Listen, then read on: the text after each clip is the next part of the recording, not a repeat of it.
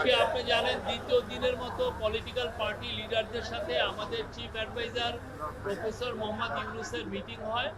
আজকের মিটিংয়ে ওনার সাথে তিনজন উপদেষ্টা ছিলেন। ফারুকে আজম সাহেব ছিলেন উপদেষ্টা liberation war affairs, AFM Khalid Hossain এবং ইন্ডাস্ট্রি উপদেষ্টা আদিলুর রহমান খান ছিলেন। তো আজকে আপনি জানেন যে আজকের মিটিং কালকেরই মিটিং এর একটা কন্টিনিউশন। এই মিটিং এর মূল যে থিমটা ছিল যে এই পার্টিগুলো আসলেন, পার্টির যে লিডাররা তারা স্যারকে প্রফেসর ইউনুসকে সমর্থন জানিয়েছেন, তার রিফর্ম, তার বিচার এবং আমরা যে রিফর্ম করছি, আমরা যে বিচারের কার্যক্রম শুরু করেছি এবং আমরা যে নির্বাচনের জন্য যে কাজ করছি সেইটার জন্য তারা তাদের সম্পূর্ণ সমর্থন জানিয়েছে। আর অ্যাট দ্য সেম টাইম তারা বলেছেন যে তারা আমাদের চিফ অ্যাডভাইজার এবং আমাদের যে ইন্টারিম গভর্নমেন্টের পাশে থাকবে। এটা ছিল মূল মেসেজ। আর অনেকগুলো বিষয় নিয়ে কথা হয়েছে, ইলেকশন নিয়ে কথা হয়েছে, রিফর্মের প্রোগ্রেস নিয়ে কথা হয়েছে। ইলেকশন নিয়ে কেউ স্যার আবারও জানিয়েছেন যে তিনি ইলেকশন ডিসেম্বর থেকে জুনের মধ্যে করবেন এবং 30শে জুনের ওই পারে যাবেন। ইলেকশনটা 30শে জুনের মধ্যে হবে, কিন্তু সবাই সন্তোষ প্রকাশ করেছে। এই ছিল আজকের মূল মিটিংয়ের শুরুই আমি যদি বলি এটাই ছিল। আর স্যার তার ভাষণে কয়েকটা দুইটা গ্রুপের সাথে ইন্টারাকশনের সময় কিছু কথা বলেছেন। তার মধ্যে আমি প্রফেসর ইউনুসকে কোট করছি, উনি যেটা বলেছেন, আমরা বড় যুদ্ধাবস্থার ভিতরে আছি। আওয়ামী লীগের কার্যক্রম নিষিদ্ধ হওয়ার পরে ডিস্টাবিলাইজ করার জন্য যত রকম ভাবে পারে চেষ্টা করছে। এটা থেকে আমাদের রক্ষা করতে হবে। তারা কিছুতেই মেনে নিতে পারছে না। বিভাজন থেকে আমাদের উদ্ধার পেতে হবে, ঐক্যমত থাকতে হবে। আত্মমর্যাদাপূর্ণ জাতি হিসেবে আমরা যতটুকু দাঁড়াতে পেরেছি এটা যেন সামনের দিকে যায়। সবাই একসঙ্গে বসাতে মনে, উনি বলছেন যে আমি মনে সাহস পেলাম। সুষ্ঠু নির্বাচন করতে না পারলে আমি অপরাধী অনুভব করব। আর তারপরে বলেছেন যে মহাসুযোগ পেয়েছি অভ্যুত্থানের কারণে ধ্বংস হয়ে যাওয়া দেশকে টেনে আনা, আওয়ামী লীগকে নিষিদ্ধ করার সঙ্গে সঙ্গে আর একটা যুদ্ধ পরিস্থিতি তৈরি হয়েছে দেশের ভিতরে এবং বাইরে, যাতে আমরা এগোতে না পারি, যাতে সব কিছু হয়ে যায় আবার গোলামিতে ফেরত যায়।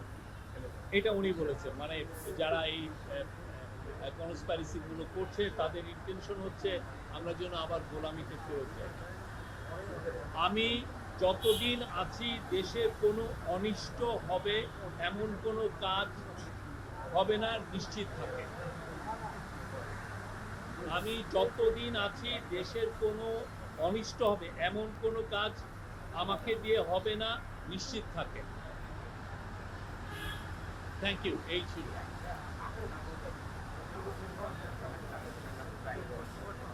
আপনি কোন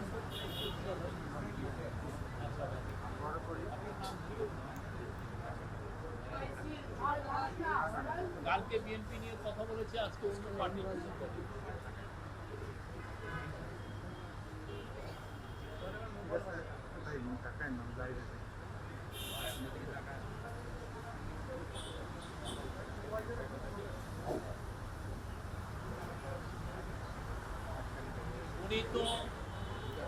উনি একটা ডেডলাইন দিয়েছেন এবং আমি কালকেও বলেছি, আজকেও বলছি, বারবার বলছি, উনি এক কথার মানুষ। উনি বারবার বলেছেন যে জুন 30-এর পরে ইলেকশন যাবে না। আপনাকে ওনাকে কাজ করতে হবে।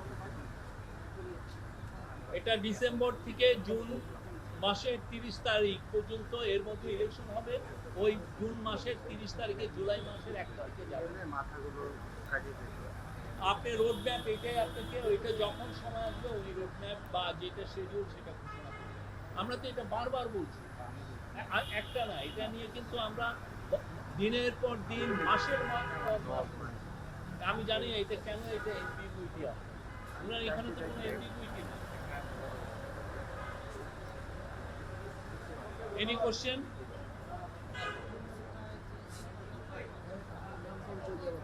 আবার না, হ্যাঁ,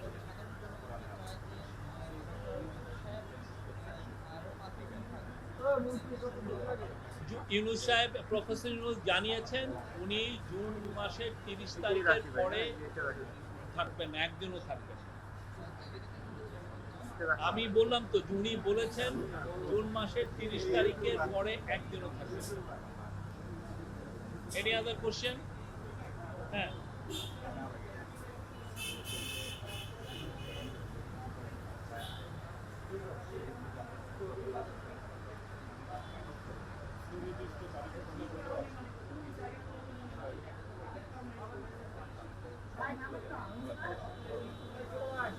আমাদের গভর্নমেন্টের তো 3টা ব্রড কাজ আমরা বলেছি।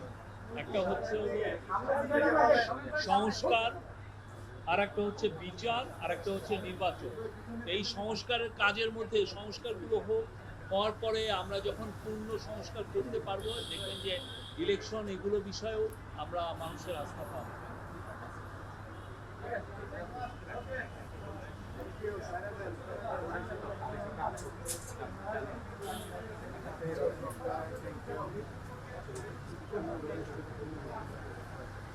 আজকে আমি আমার জানা মতে কেউ যে কোনো উপদেষ্টার পদত্যাগ চেয়েছেন, আমরা এটা শুনি নাই।